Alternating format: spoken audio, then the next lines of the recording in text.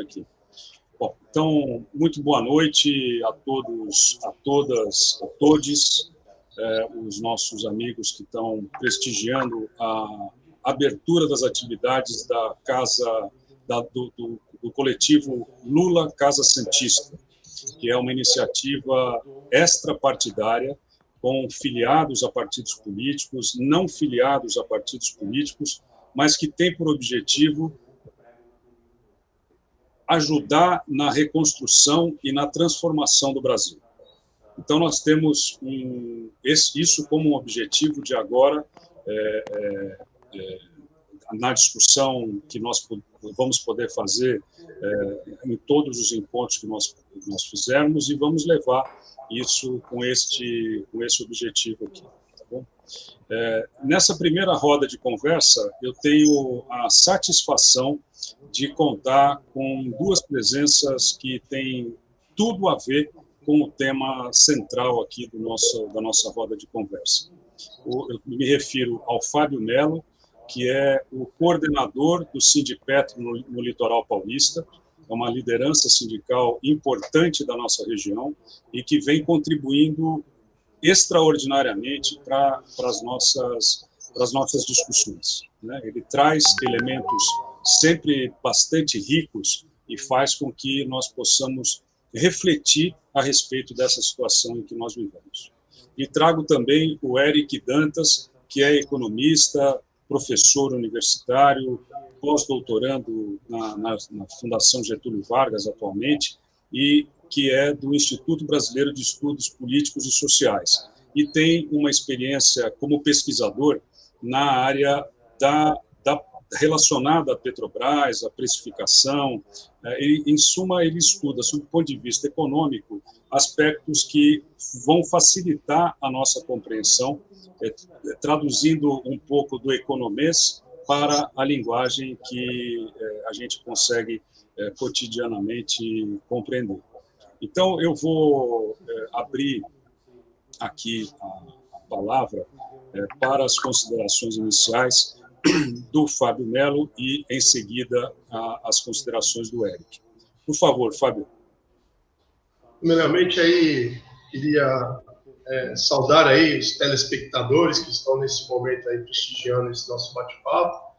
Boa noite, né? Agradecer aí o convite do Esmeraldo, o pessoal da Casa Santista, e dizer que a gente vai ter momentos aqui para estar conversando sobre essas questões importantes, né, que dizem respeito à vida de todos os brasileiros, que está no centro das discussões, desde a igreja até o botequim, e a nossa política energética, né? E com a presença do Eric aqui, meu amigo, além de tudo, né, mas um grande estudioso, economista, que tem feito um brilhante papel, principalmente junto ao Observatório Social da Petrobras. Então, vamos ter um bom debate e espero que todos aí possam prestigiar. Depois, no segundo momento, aqui a gente está aberto para as respostas. Por favor, Eric. Boa noite a todos e todas.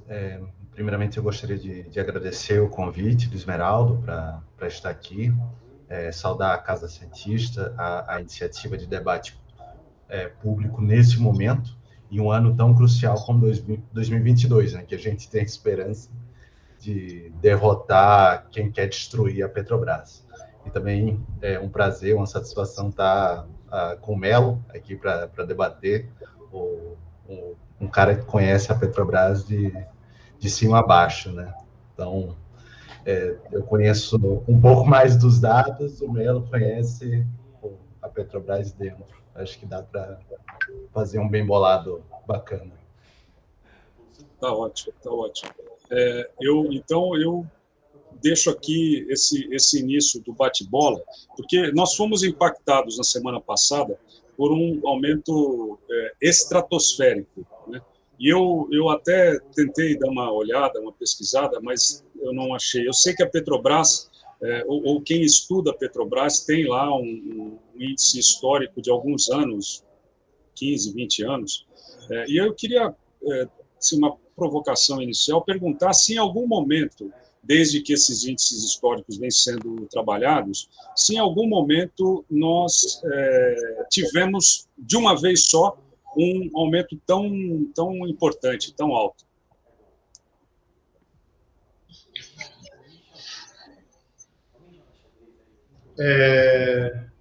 Eu acho que essa pergunta aí fica melhor para o Eric, né?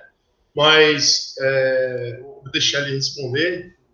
E depois, aí eu gostaria de aproveitar, antes de a gente entrar nas perguntas, a gente entrar um pouquinho do histórico, se permitir, que as pessoas ficam meio confusas. O que é a Petrobras, como foi criada? Eu acho que é importante aproveitar esse canal. Mas essa pergunta, eu acho que o Eric é o cara certo para responder agora na bucha. E vai ser surpreendente a resposta. Não, acho que é isso, né, gente? Pode responder essa primeira e depois vai para uma fala mais geral. Foi um aumento realmente muito grande. O Observatório Social da Petrobras, que é entidade ligada à Federação Nacional dos Petroleiros e a sindicatos como o Sinipetro Litoral Paulista, fez o levantamento desde que começaram esses novos reajustes, né? Que foi final de dezembro de 2020, começo de 2021. A partir desse momento, em termos relativos, foi o maior aumento, né? A gente não consegue falar de toda a série histórica em relação ao preço da refinaria, porque são duas coisas diferentes, né? Tanto que foi anunciado sexta-feira o aumento acho que foram 18% para gasolina e 25% para diesel. Em termos de preços para a refinaria, foram os maiores desde o ano passado. Em termos absolutos, que aí era coisa próxima a R$1, aí, de fato, é o maior aumento desde sempre, né? Até porque é recente uma gasolina acima dos R$5. Se a gente pega, eu vou mostrar o gráfico depois, há alguns anos, isso há 3, 4 anos, era R$3,50, alguma coisa assim. Então, em termos relativos, a gente identificou que desde o começo dos aumentos, o segundo maior aumento tinha sido 10% para a gasolina, 15% para o diesel, em fevereiro de 2021. Começou ano passado.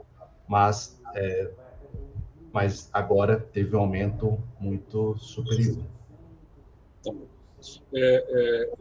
Quando a gente fala da Petrobras, né, Fábio, isso o Eric mesmo já acabou de fazer algumas referências à história nos últimos 20 anos, o Observatório da Federação de Petroleiros, e então a gente sempre trata, e como você bem destacou, da história da Petrobras. Então, se você puder fazer as suas observações em relação a esse tema, seria legal. Obrigado. A gente falar de Petrobras, a gente tem que voltar um pouquinho lá atrás, né, para entender por que foi criada a Petrobras. Né? Foi um momento pós-guerra, né, e depois que acabou a Segunda Guerra, startou-se uma corrida ao petróleo mundialmente. E no Brasil não foi diferente. Chegaram ao Brasil aqui e descobriram petróleo lá na Bahia, no Recôncavo Baiano, e se estabeleceu uma refinaria, a primeira refinaria brasileira. E a refinaria de Mataripe, que, por sinal, foi a primeira a ser vendida agora pelo governo Bolsonaro. Naquele momento surgiu um levante popular. Será que o Brasil, desse tamanho, continental, só teria petróleo na Bahia? Outra pergunta que se fazia à época. Uma vez tendo petróleo na Bahia, e essa tecnologia de refino de petróleo, será que os brasileiros não podem deter essa tecnologia? Será que nós não podemos ter proveito da indústria do petróleo, gerar emprego e renda aqui? Com essas perguntas surgiu aquela campanha famosa, histórica, né? O petróleo é nosso, cabeçada por alguns intelectuais, né? A gente pode citar Monteiro Lobato, né? O parlamentar Eusébio da Rocha. Por que eu cito sempre esses dois, né, nas minhas falas? Porque o atual governo governo Bolsonaro, quando ele assumiu o país, né, a presidência, ele também nomeou o presidente da Petrobras, né? E de lá para cá, desde que ele assumiu, eles vêm trocando o nome de alguns ativos da Petrobras. Por exemplo, eu sou funcionário da Termoelétrica Eusébio Rocha, aqui em Cubatão. Hoje ela se chama UTE Cubatão. Por quê? O cara quer apagar a história, né? A mesma coisa com a estação de tratamento de gás ali, que fica em Caraguatatuba, que é a estação de tratamento de gás Monteiro Lobato, inclusive que era responsável pelo escoamento do gás do pré-sal, né, quando se estabeleceu a produção aqui ao norte do litoral paulista.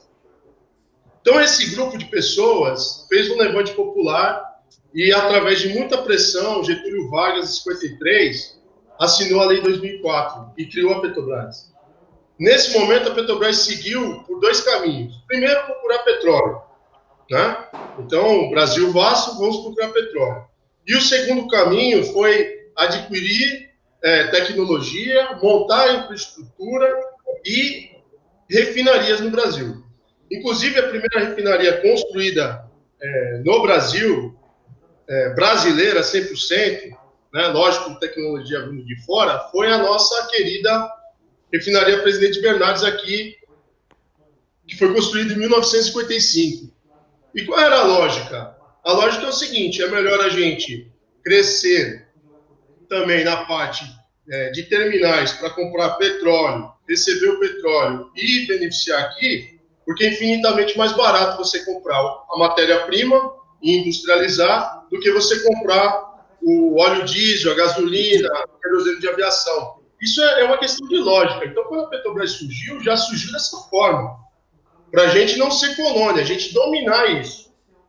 E, ao longo dos tempos, a Petrobras foi crescendo dessa forma. Então, se estabeleceu várias refinarias nesse Brasil continental que nós conhecemos, desde o sul até o norte, lá em Manaus, refinarias estrategicamente posicionadas para fazer essa distribuição de derivados de combustível, processar e distribuir. Ao mesmo tempo, o EP foi se desenvolvendo, que é a exploração e produção, atrás do petróleo. Então, saiu da Bahia, foi para Sergipe, o Nordeste, né? E mais ou menos em 80, depois da crise do petróleo, em 70, o Brasil foi obrigado a comprar dólares, aí, entregar praticamente o país, porque a gente ainda não tinha uma produção consolidada, né? Mas aí surgiu os campos de Macaé, né? Foi o grande impulso, né? O impulso que o Brasil passou a ser um produtor de petróleo com grandes reservas, que foi ali no Norte Fluminense. Depois, por fim, se estabeleceu isso, e a Petrobras continuou, através dos seus centros de pesquisas tecnológicas, que é o CENPES, que fica no Rio de Janeiro, os seus técnicos e engenheiros, e continuamos aí a Petrobras crescendo e consolidando esse papel. Procurar petróleo e desenvolver o refino, né? A última grande refinaria ainda construída foi a Replan, depois se deu uma estagnada, porque passamos por um período de ataque de novo, para privatização, entrega, vocês acompanharam muito bem, que foi na época do Collor, depois do Fernando Henrique, e a Petrobras sofreu um sucateamento, um grande sucateamento. Já se aventava, né, já existiam estudos comprovados que existia o pré-sal, só que se falava que era intangível, era impossível chegar ao pré-sal, né? E isso foi até entregue uma petrolífera internacional explorar isso. Guilherme Estrela fala muito bem sobre essa situação, né? E que eles simplesmente entregaram um campo dizendo que era inviável. Depois a gente conseguiu superar, teve muita luta dos petroleiros, é importante deixar isso claro, que assim como a Petrobras surgiu pela campanha do Petróleo é Nosso, por populares e tudo mais, a Petrobras só existe até hoje, porque na década de 90, na época da privatização irrestrita, onde perdemos a Vale do Rio Doce, perdemos várias companhias siderúrgicas, o petroleiro fez o embate e Cubatão foi um cenário de grande luta, uma greve muito forte, né? Foi a greve de 95, né? E chamou a atenção desse patrimônio e conseguimos superar esse momento e não ser privatizado. Ocorre que em 2003 mudou a chave. Se tem o pré-sal, vamos atrás. Não é isso que aconteceu. Né? E a Petrobras recebeu a carta branca para ir atrás disso. Em 2006 se consolidou. E hoje o pré-sal é uma realidade. Então aqui a gente precisa quebrar esse tabu. O pré-sal existe? Existe. Quanto que produz hoje? Muito petróleo. O Brasil hoje está entre os 10 maiores produtores de petróleo do mundo e nós estamos produzindo acima de 3 milhões de barris de petróleo por dia. Isso é um número muito grande. Isso deixa a gente numa situação confortável. E é isso que a gente vem discutindo. E o melhor, né? O nosso parque de refino,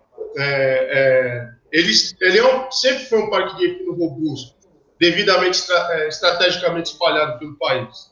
Ocorre que, em 2014, nós tivemos aí 2012, 13, Lava Jato, existia um plano de avanço no refino, porque é muito melhor a gente vender derivados do que vender petróleo, além do crescimento do país, e o nosso parque de refino precisava ser ampliado. Então, nós tínhamos mais 4 projetos em andamento, né? A RINEST, nós tínhamos aí o complexo petroquímico de Itaboraí, a Prêmio 1 e a Prêmio 2, que iam compor as nossas refinarias para nós estarmos num outro patamar, né?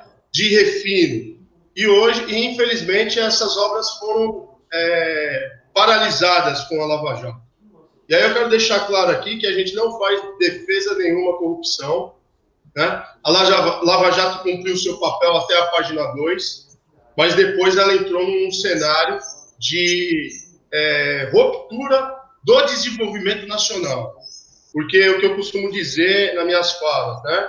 Se você está construindo uma casa num terreno, do seu filho sair do aluguel, e de repente o seu empreiteiro está roubando, você tira o empreiteiro, põe um outro para tocar, seu filho sai do aluguel e no final sobra dinheiro. O que aconteceu aqui no Brasil foi um grande absurdo. Toda a nossa alavancagem para que a gente pudesse hoje não ser só autossuficiente em petróleo, na produção, porque eu quero ver quem vai me desmentir que o Brasil hoje não é o 9º maior produtor de petróleo do mundo. Nós estaremos com esse parque de refino consolidado já, porque nós não estamos falando de poucos anos, viu? Nós estamos falando de 2015 para cá, já são 7 anos. Esses empreendimentos já estariam dando resultado à população brasileira. E estariam colocando a gente numa situação totalmente independente em relação ao mercado internacional. Hoje, e atendendo os anseios ao qual a Petrobras foi criada em 53. Porque justamente naquela época, pós-guerra, quem tinha petróleo e quem refinava o seu petróleo tinha soberania. E o Brasil estava nesse projeto soberano. E, infelizmente, nós tivemos esse percalço. Se agravou ainda mais com o golpe, né? Michel Temer assumiu e adotou uma política que se chama o PPI, Política de Paridade de Importação. Porque até então, como é que funcionava a composição do preço dos derivados aqui? Você tem a commodity petróleo, que custa aqui, hoje, deu uma baixada, está perto de 100 dólares o barril. Aqui ou em Amsterdã, a mesma coisa. Mas nós temos um preço consolidado pelo salário dos trabalhadores, que aqui é em real, os ativos, se as refinarias estão pagas, quer dizer, se o ativo está maturado. A maioria das nossas refinarias que estão em operação hoje são maturadas, com exceção da RINEST, né? Depois da RINEST, a caçula é a Reclam, né? Então, são ativos já pagos. Então, o preço era confeccionado dessa forma, né? Então, era um preço nacionalizado. Ah, mas tinha o déficit. E o déficit era importado. E como que era a composição do preço? Eu tenho 80% a preço nacional, o que vinha de fora era a Petrobras que fazia isso, trazia, e esse preço era composto, então eu tinha uma média. Então eu não tinha nem o preço nacional e nem o preço importado. Eu tinha um preço mediano, os 80% a preço nacional, 20% internacional, tirava uma média. O que o Temer fez foi um crime à população brasileira, pois ele adotou essa política de paridade de preço de importação e é diferente da política de preço internacional. Porque a política de preço internacional considera, por exemplo, o custo do barril de petróleo e, de repente, uma paridade com o que é praticado lá fora. Mas, além disso, os caras colocam o custo do navio, mais as taxas portuárias, e esse preço é adicionado na saída da refinaria brasileira, da Petrobras. E se não é custo, Esmeraldo, é lucro para a Petrobras.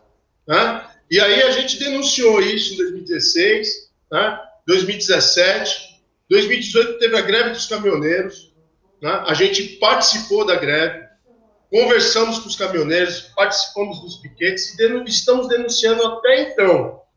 Né? E essa política teve continuidade no governo Bolsonaro. E com isso trouxe a população a uma situação de flagelo. Quando a gente não tinha crise nenhuma externa, a gente estava dentro das variações do mercado, isso não era tão sentido. Mas quando começou a ter várias variações, o petróleo chegou até $30 num período. Só que para negativa nunca volta. Sim. É sempre para mais. Não. Depois, quando a gente chegou nessa parte de sempre aumentar, ficou muito evidente, ainda quando o Pedro Parente era presidente da Petrobras, que os aumentos eram diários. Variou o petróleo? Varia. Só que o custo fixo da Petrobras não variava. Porque o custo fixo é o meu salário, é a refinaria que está maturada, os trabalhadores, o maquinário. E não tinha por que a gente fazer essa variação. Só que com isso, com essa variação, houve várias vantagens para as refinarias lá de fora, que jamais iam entrar com produto aqui no Brasil, com grande volume, que só entrava, mas era para complementar, passaram a ter esse mercado. Porque a Petrobras se desobrigou de ser a grande abastecer o Brasil. Porque pouco importava ela produzir na sua plena carga ou na carga mínima. O lucro já estava garantido, porque ela tinha esse ágio, garantido pelo governo federal. E as outras empresas ganharam esse mercado. E aí, hoje, nós estamos... fraturou isso, porque são vários vídeos, várias discussões, que a gente falava e não desejando. Mas caso houvesse uma guerra lá fora, se o barril chegar a $120, $130, como é que a gente vai ficar com essa paridade de preço? Esse ponto que nós estamos aqui, e aí na parte econômica, que números, o pessoal gosta de números, o Eric vai poder explicar melhor sobre essa questão de planilhas, e que o que nós defendemos, na verdade, é a nacionalização do preço, inclusive com nacionalização do lucro para o acionista. Ninguém quer aqui que a Petrobras não dê lucro para o seu acionista, mas não 106 bilhões aos custos da dona de casa que não consegue comprar o bujão de gás. Mas eu vou deixar essa parte aí para o Eric.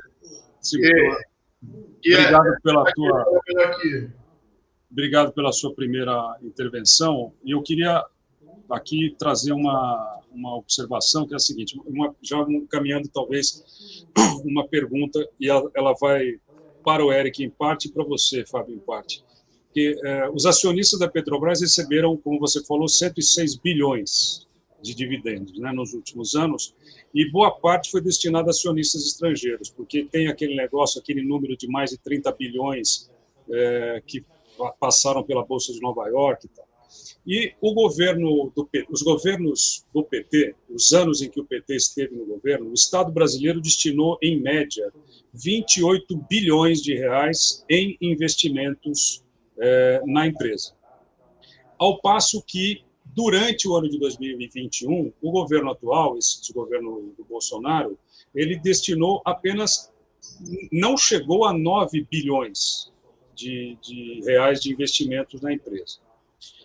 O que me leva a pensar o seguinte: esses números, eles representam a realidade. Se eles representarem a realidade, Eric, é possível que a gente afirme que o sucateamento, o desmonte da empresa esteja em marcha e que há uma intenção do governo atual em gerar um cenário propício para a privatização da empresa?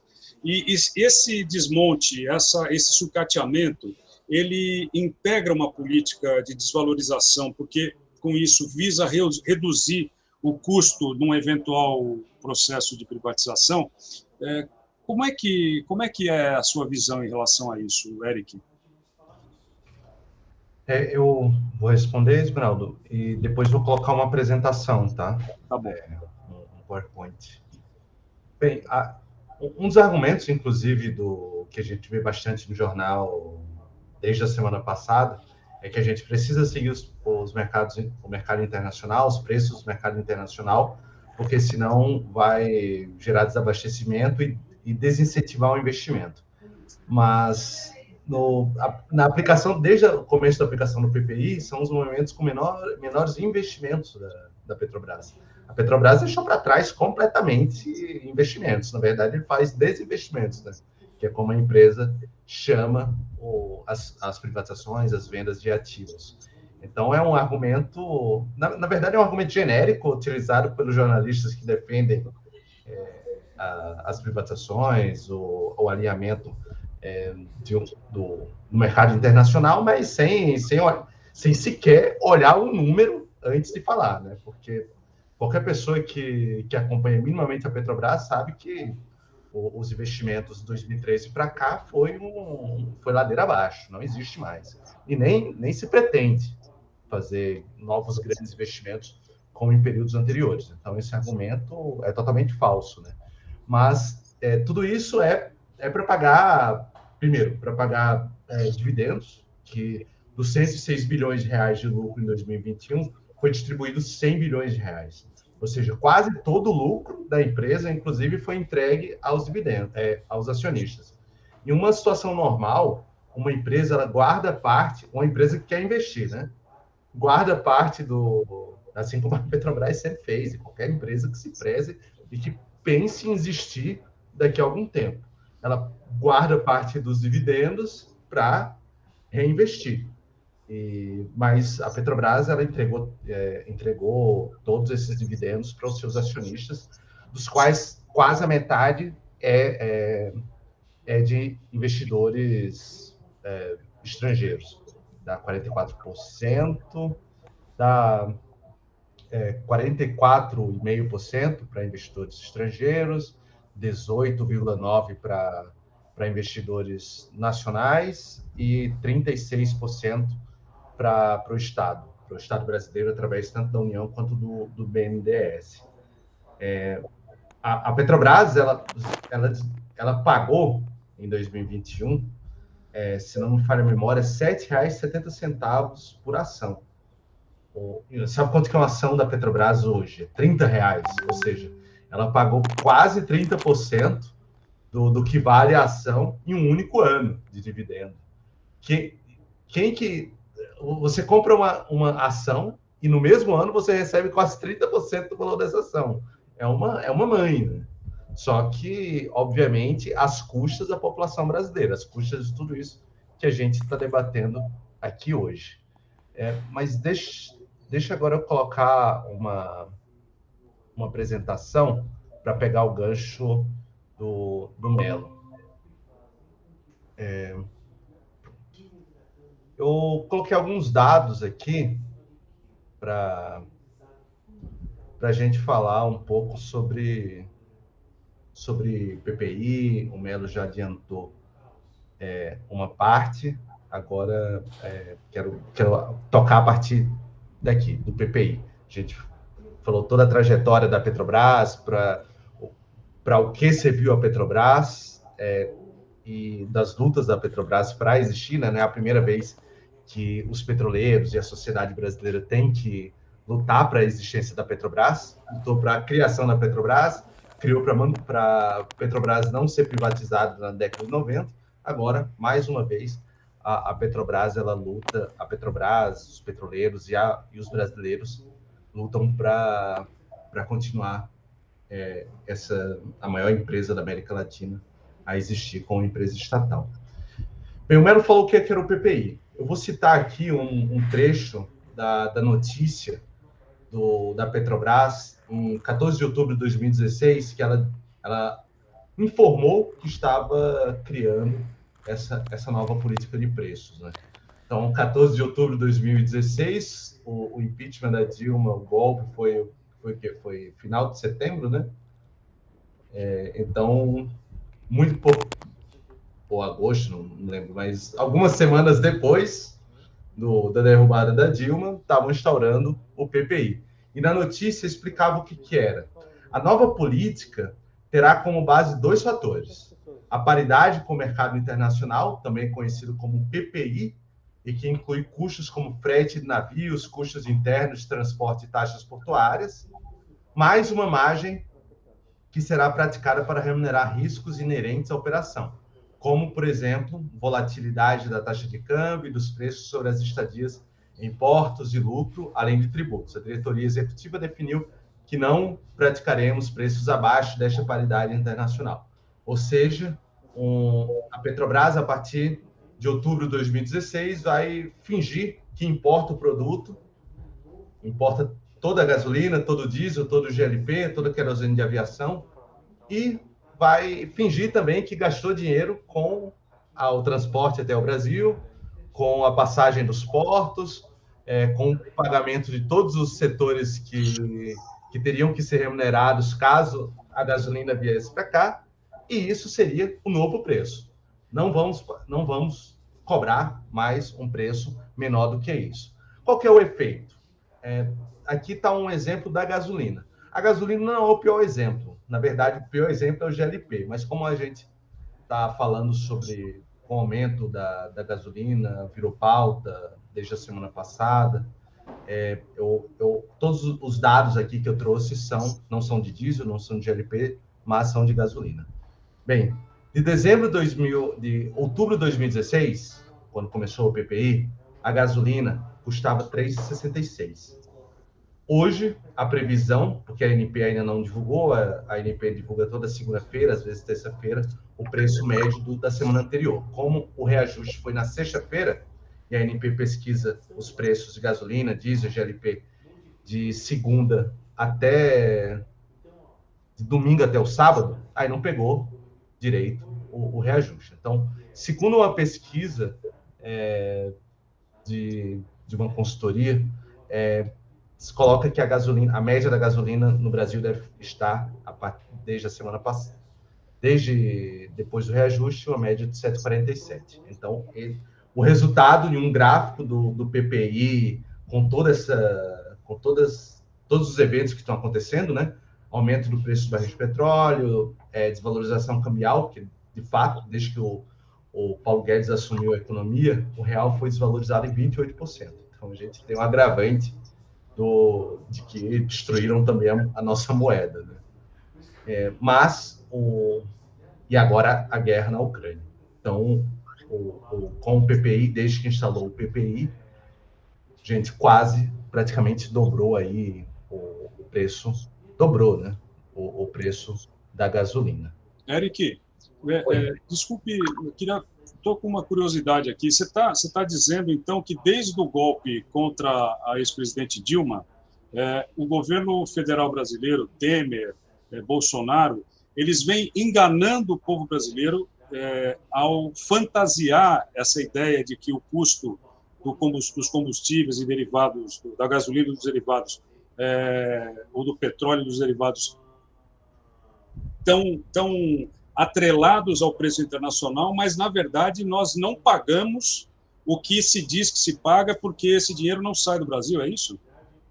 Eu vou desenvolver aqui, eu trouxe mais alguns dados para mostrar justamente isso. Tá legal. Bem, aí aqui, porque eu estava falando em termos nominais, né?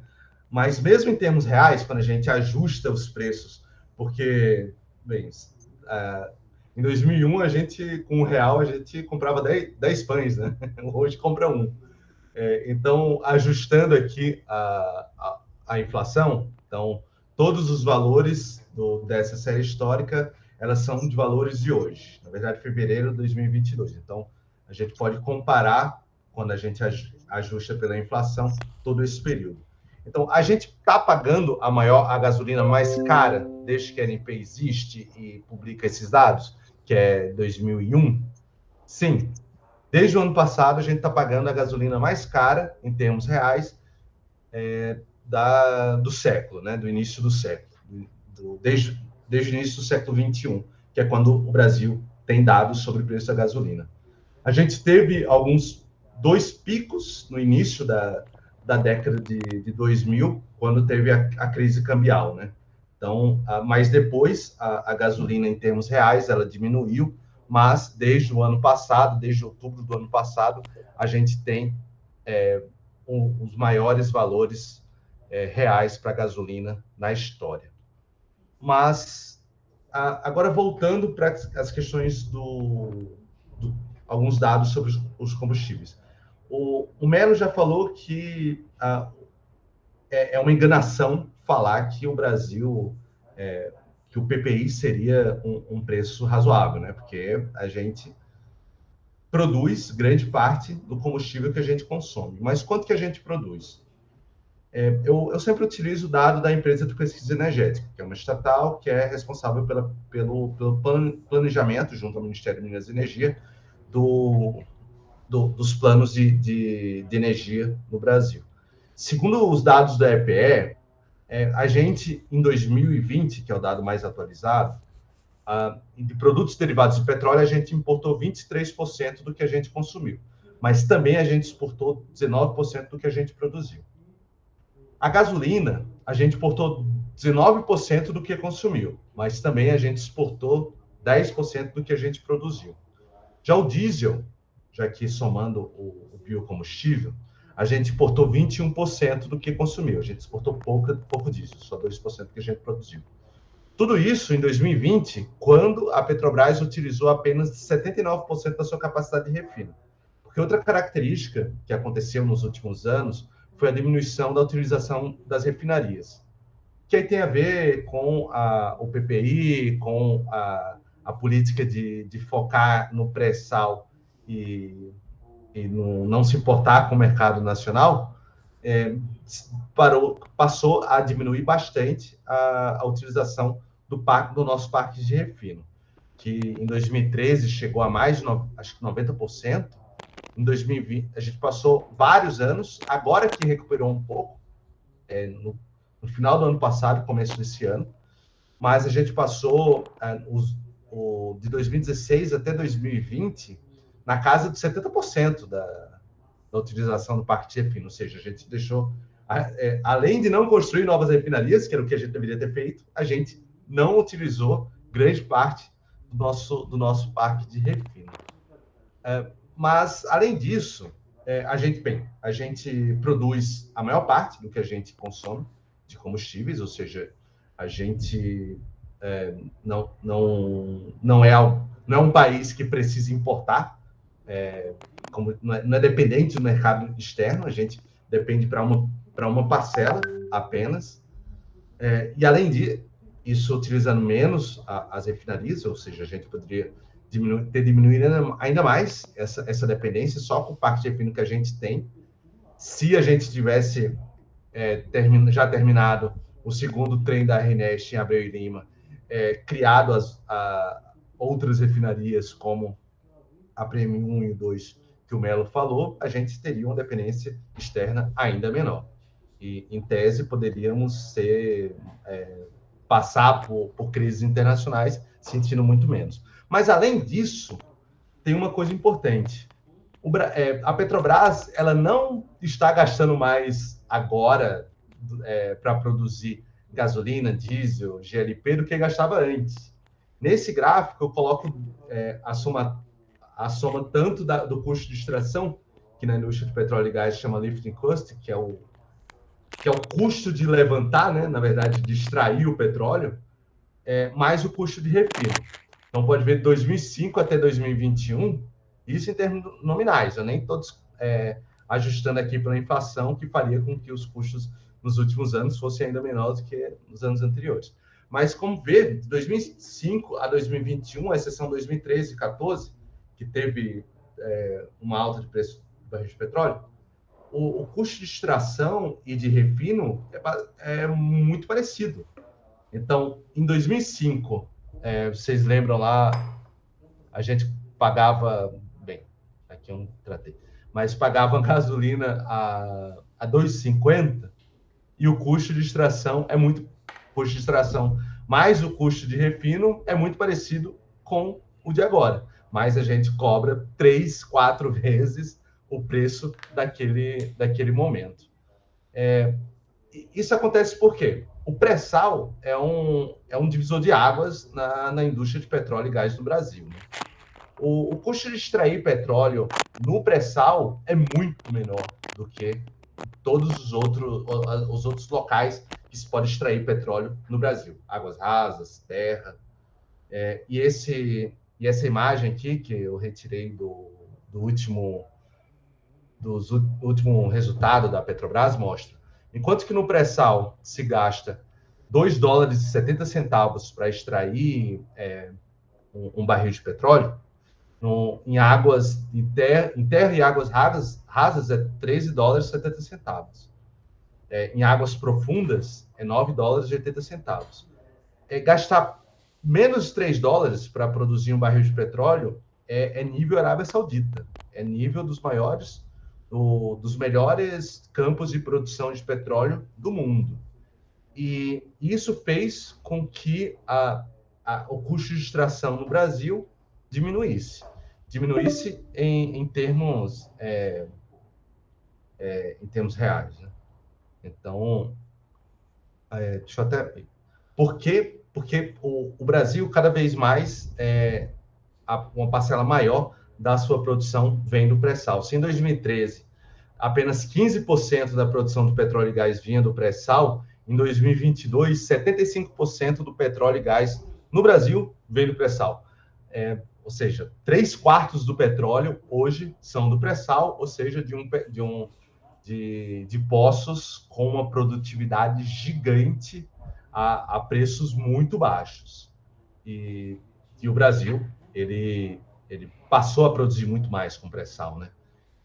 A gente tem um gráfico aqui retirado da ANP, foi final do ano passado que eu peguei esse, mas a produção por dia estava em torno de 4 milhões de barris dia, né? Mas isso não era uma realidade brasileira. Se você pega o início da década de 2000, a produção de petróleo e gás no Brasil era de 1,28. A gente está mais que triplicou a produção de petróleo nesses últimos anos. Então, a gente tem uma produção muito grande de petróleo, a gente passou a produzir muito mais petróleo, com um petróleo muito mais barato e com uma qualidade muito superior. Temos um parque de refino que deveria ter sido expandido, mas que dá conta de grande parte da demanda brasileira, mas o governo finge que nada disso existe e nós somos igual à Lituânia, à Letônia, à Grécia e não temos nada de petróleo, não temos nada de parque de refino. Além disso, o custo de produzir um combustível no Brasil, eu mostrei aquilo ali anteriormente, de que ele não variou muito nos últimos anos, apesar dos preços terem triplicado. E esses dados sobre quanto que a Petrobras gasta para produzir um combustível está no relatório da Petrobras, que é esse aqui, custo total do petróleo produzido, que é a depreciação, a participação governamental e o custo de extração.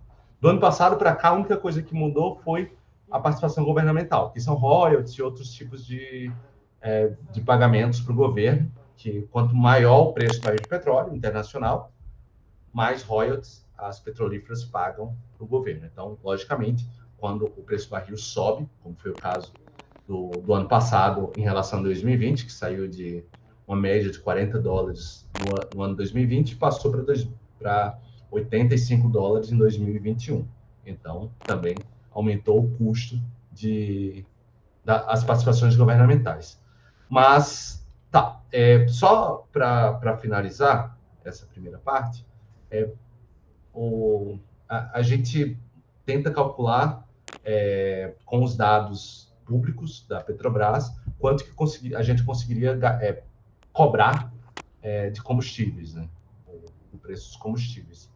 Eu estava fazendo o cálculo para agora, porque a gente, no Observatório Social da Petrobras, a gente fez, mas a gente fez no ano passado, a gente ainda não lançou com os últimos dados. Eu peguei os dados do quarto trimestre de 2021, que são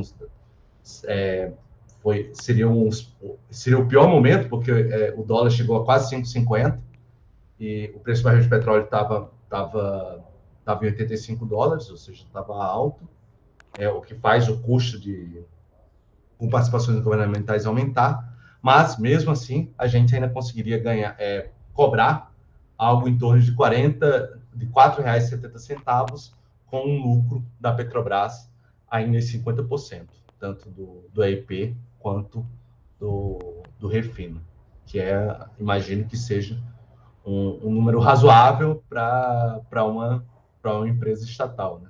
Obviamente que não vai pagar quem comprou a ação da Petrobras em 3 anos, né, como o pagamento de dividendos agora, mas gera um nível de lucratividade para a empresa que ela consegue tocar novos projetos, né?